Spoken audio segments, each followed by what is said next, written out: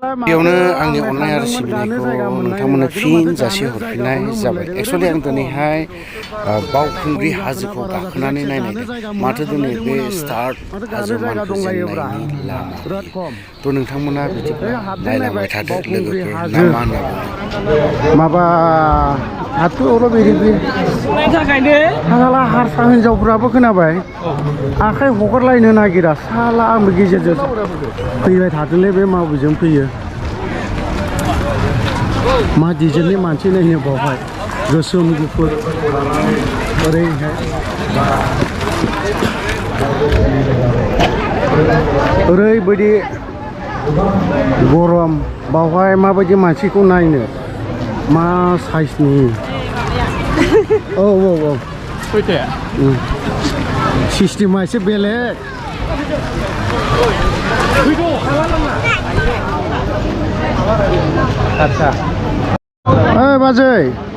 बाजै बेसे गोजौ मानखोगोन ओरै ससेसिम बारा गोजान थांला आरोखि ना गाखोनो हानाय नङा जाखिनि हायो बेखिनिसिम बोसोर गोदाननि ओरैनो रंजानाय आदसा दे सोमदोन बरगयारिजों बेजों गुफुरै गावदांदां दाजांजांनो लोगो हमलायदों बिसोरसो दानदों एनिथिं एमजे ओमफ्राय ओरै सोमदोन बरगयारि गासैबो दंलाजोबो सिखावना दाखायथोरा सिखावबा दाबु हमनांगौ बामना लांनांगौ ओमफ्राय बे माबा जिरादब्रा बिलाय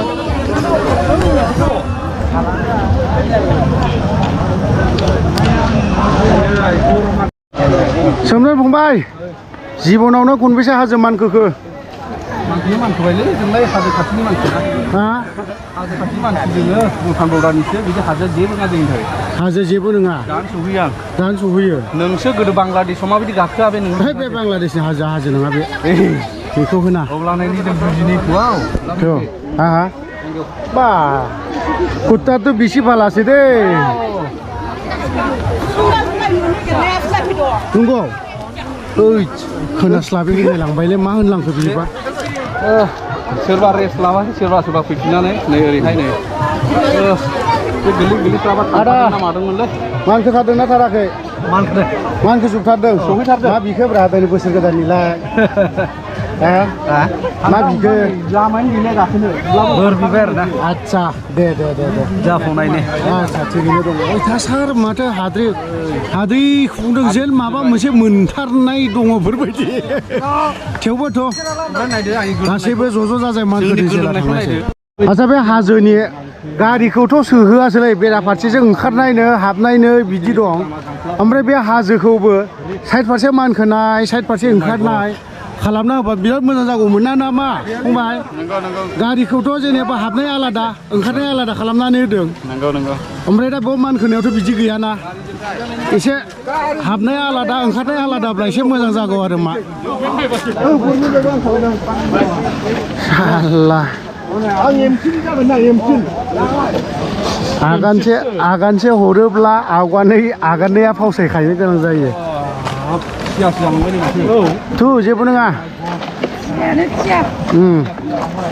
ज' जाजाय नुलायबा एसे मोजां जायो आरो मा 20 बोसोरनि उनाव खनसे ससे हाजो मानखो नायदों अयथासार नुबाय माथो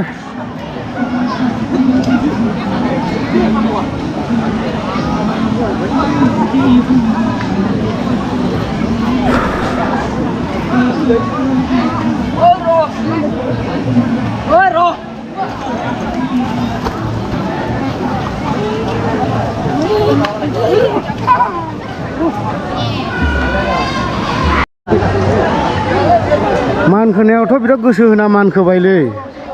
नङा होमबा गोसो होनाथ' मानखोबाय ओमफ्राय ओंखारनायावथ' अयथासार दै गाङो माथो ओमफ्राय हान्थुआ माबायदि लोरफो दा औलै सानै न'आव हाबफैदों आं मोनलायलायथारबाय नोंहालाय माबायदि मोनदों एसे बुंना होदो गोसोनि साननायखौ एसे फोरमायदो ब्रा हाजो मानखोथारबाय नामा ना मानखोथाराखै मानखोथाराखैमोन मानखोथारनानै नों माखौ बिगोन बिराद मोजां मोनदों आदा गाखोनानै देहाखौ एसेब्लाबो फ्रेस मोननाय मोननाया बे उननि बाथ्रा मोननाय उननि बाथ्रा गोसोनि साननायखौ जाफुंनो थाखाय फैनाय जाबाय आरो थेंक इउ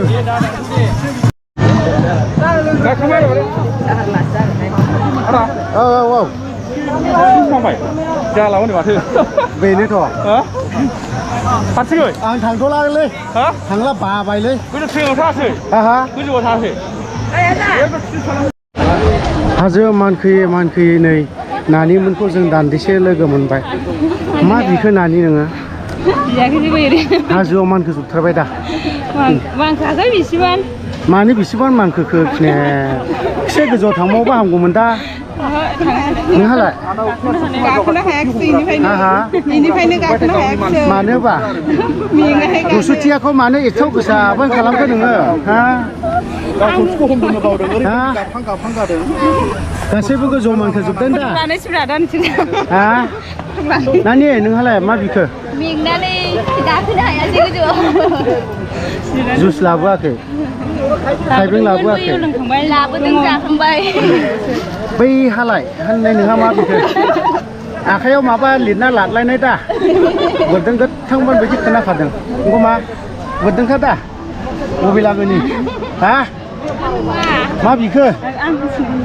हा खोनाया बामोनगाव आदसा बामोनगाव लागो चिरां डिस्ट्रिक्टनि जेबो बिखायाखै जिबनाव हाजो मानखोदों ना मानखोआखै हाजो मानखोबा मा मोनो हा लाजिनानै जेबो बुंना लानो रोङासै बैसागुआव लाजिनानै लाब गैया मोस्रोम बायदिब्लाबो जों बे हाजोखौ मानखोजोबथारहैगोन मोस्रोम बायदिब्लाबो मानखोजोबथारगोन नांगौबा जिउआ गलांथों ना मा फंबाय मोस्रोम बायदिब्लाबो मानखोजोबथारगोन बेलाय मा बेसे गिदिर हाजो बिलाय ना मा बाबु मा बेसे गिदिर हाजो बिलाय ना मा थैलायनोखौथ' गिया आरो बेखौ हाजोखौ गिनाय दारा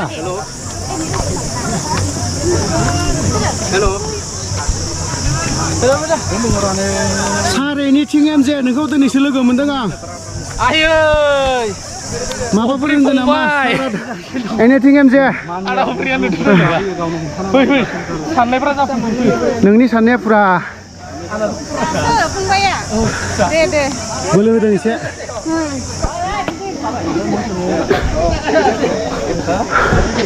हाद्रि खुफुंलायदों मै सौलायनायफोर बायदि हाद्रि खुफुंलायदों माथो जायगाया एखेबारे मैसोजों मैसो सौलायनायफोर बायदि हाद्रिया मा होनदों गावनि खहा लाबोयोनो मा लाबोयो जाय गुबुननि खहा खालामो बे गावनि खहा लाबोयो दिनैनि दिनाव रावबो रावनिखौ खहाखौ लुबैया बयबो बयनिबो मोजांखौ लुबैयो खुलुमबाय गोजोनथों फंबाय आदामोननि थेंक इउ बैसागुनि ओहै ल' माथो मेथाइ गैया मेथाइआ गासैबो एहेल'सो माथो मेथाइ खनदो दे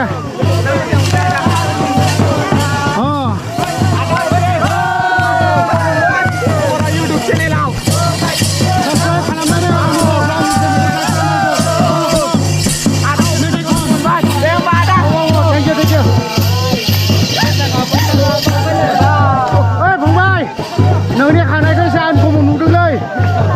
खाथियाव फैथाबाय नायनो लुबैना फंबाय मोजां नुदों नोंनि खानायखौ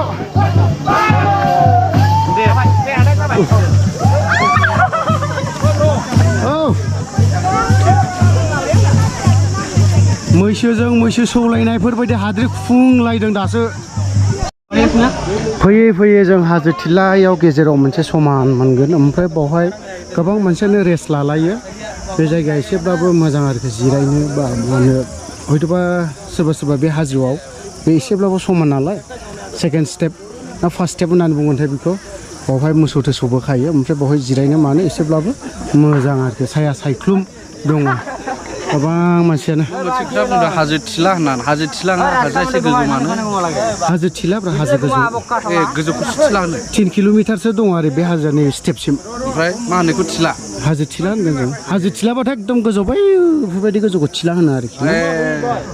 थिलाखौ जाय हक नों बिसोर फैनानै नों गावनि गोसोखौ बा नों मा सानखांनाय फैदों गोसोआव जिबनाव सानखांनायथ' जेबोआनो गैया आं बेफोरबायदि एफा गोजौ हाजोआव गाखोफेराखैमोन आदसा दिनै लोगोफोरजों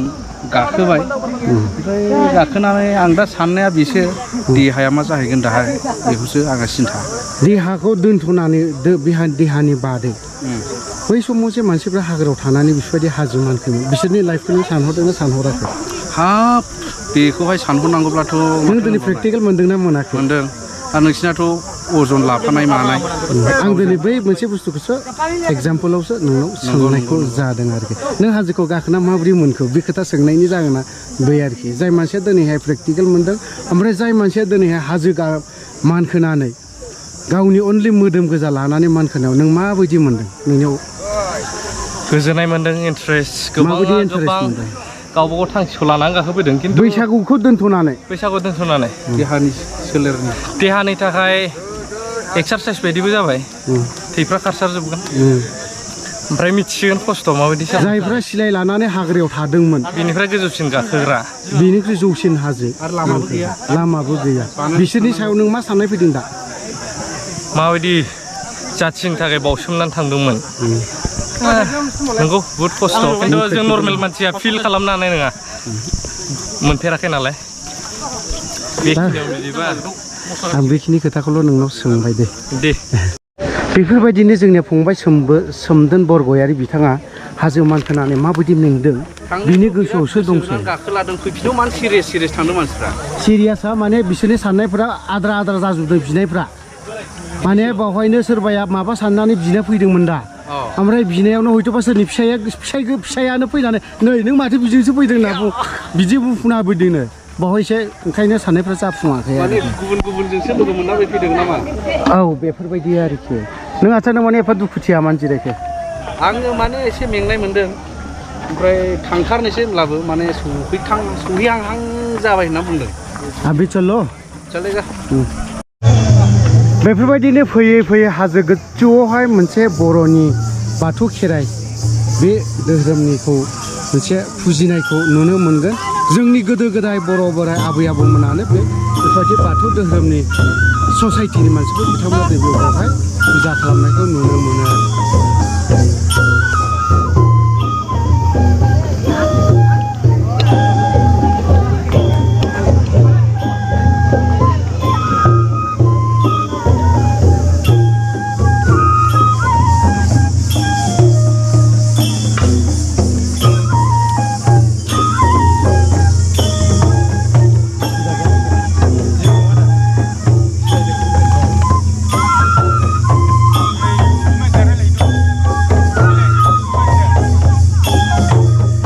मोसानाय होनो ना मा होनो बेखौ आदसा आं नांगौखौनो लोगो मोनबाय दिउदिनि मोसानाय होनो ना बे जास्ट बिदाय लानाय आगान गाखोमोननाय दिनैयानो खेराइमोन दिनै हराव हरसे होबाय औ दिनैहाय दा बेखौ दा फोजोबनानै जों थांसिगोन आगानखौ खोमोरनानै दिनै हरसे खुंबाय ओमफ्राय मोनसे खोथा आङो थाइसेयाव बेसेबां बाजै बे गिदिरखौ हाजो थिलाखाय 20 थाखा ना 50 मोन दहाय जाखागोन दा 20 जाबाय दहाय सिगाङाव 50 मोन थाइसेयाव ओमफ्राय दा मेंबायना जोंबो जोंनो दस थाब जोबथोंसै साननानै दे 20 थाखानि दे बेलाय नोंसोर बेसेबांनि लायो खाबाव 20 गरसेयाव थाइसे नामा खाबाव बेस नै बे खाबाव 20 थाखा आयो खाबा मानि बियो जों बेखौनो जागोन बे बेनो मोजां बेखौनो जानोसै गुबुन नांथ'ला बाजै जों थाइबाय संख्रिखौ बिराद खम होदो दा फैयै जोङो मोनसे डेन्जार जायगा माने गोजौआव वाव नङा वाव वाट ए बिउटिफुल जायगा बियो समायना रमायना ओरै खना थां बिजोंबो बिमा फिसा बिसि फिसाय सानैखौबो जिरायनाय नुगोन बाजै मा मोनजाखोब्रा बाजै बुरजा जादों ओंखाम उखैनानै नोंसोर न'आव थाङाखै न'आव थाङाखै नानि नों मा समावबाय थादों होननानै गुरल' गायदों ओंखाम उखैनो हाखाले दा नोङो हा नोगोद ओंखाम उखैनाय बायदि नुखाबाय बेखौ आं ओंखाम उखैनानै बुरजाबाय बेनो आइ मेगनाव गोलोमदै हाबबाय हुदाखौ मोननैल' जानो होननानै मिथिबाय बबेहाय नङा नोंसोर नायगावनि बे सिथा मेंबाय आङो ससेबो बावखुंग्रि हाजोआव दिनै लास्ट आरो फार्स्ट गोजौ थिखिनियाव मानखोनांगौआ नों मा होनना बुङो बिराद खस्थ' देहानि पानिशमेन्ट खिन्थु मोनसेल' माने गाखोनानै स्रां मोनगोन आरो बेल' मोनग्राफोरा औ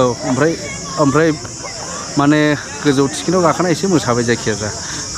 रंजाबाय आं मोनसे खोथा सोंनो लुबैदों एनिथिं एमजेनाव नों हिन्दु ससाइटिनि मानसि नङा हिसाबै थेवबो नों बेचेलारावनो दङ बेचेलारखौ नों लाइफआव नों साबेसे सिख्ला गोसो थोफेरखो जारलाल' सोंखायबायना मिथिबाय कुइसनानो ओरैबायदि हां गहां खिनो ओंखारहां सोंग्रा सर' दं बेहा बे लाइफआव नों साबेसे सिख्ला गोसो थोखो दिनै बैसागुनि हिन्दु ससाइटियाव माने नैबे माबाखौ मानियो ना हिसाबै आं बे कुइसनखौ बुंथ'ला बेलेग सोंदो मा मिजिं लाना गाखोफैदों बेफोरखौ सों नङा साबेसे गोसो थोखो आंनो बेखौल' नांगौ जिबनाव गोसो सिङाव पसन्द जानाय मानाय जाबायना 6-7 जनसो ओमफ्राय गिबि गोसो थोनायखौ नों नागारदों ना मादों ओइ नों हां मोनै कुइसन सोङोलै आं एन्सार होथ'लालै सेकेन्ड गोसो थोनायखौ नों माबायदि आं बेलेग मिजिकसो लाना फैदों दिनै बाव नों बिदि सोंथ'नांला आदावफ्रिया माने बावखुंग्रि सिख्लानि आत्मायाबो दंथारमारोब्ला दङब्ला गोबांथ' फोथायखायो आदावफोरनि साननाया जाफुंजोबथों दानिया जाहैबाय लाखैनो अलपनो जोङो बावखुंग्रि गोजौ हाजोनिफ्राय नामायलांनोसै हान्थुखौ जोंबो लरफ' मावहोनायसै हान्थु लरफ' नै एबारसो जागोनब्रा एबारावसो जानायसै दा बोथोरने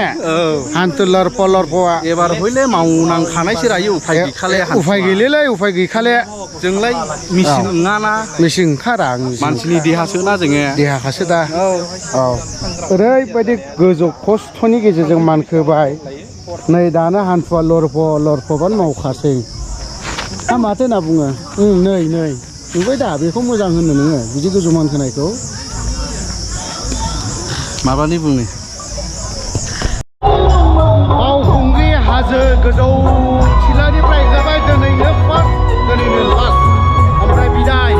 बावखुंग्रि ओमफ्राय बावहाय दान्दिसे एसे रंजादों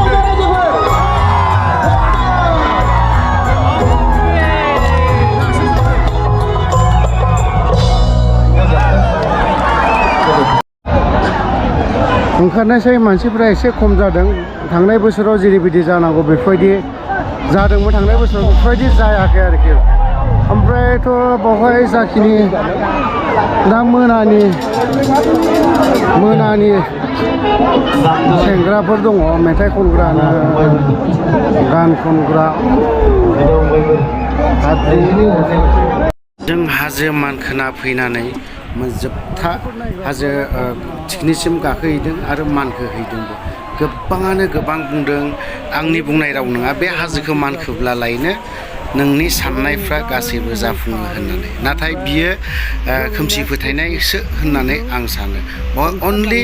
जाय हिन्दु ससाइटिनि मानसिफोर बिथांमोना गाखोनानै फुजा होयो बा माबा मोनसे खालामो नाथाय बेफोरो मोनसे बोसोराव खनसे जानायसो नालाय थ' लोगोफोर आं गोबां बाथ्रा बुंबाय आरो बावहाय माखासे बाथ्रा बुंनो जुदि गोरोन्थि जादोंब्ला आं गासैबो बर' रायजो राजानाव क्षमा बा निमाहा बिनाय थाबाय गोजोन्थों।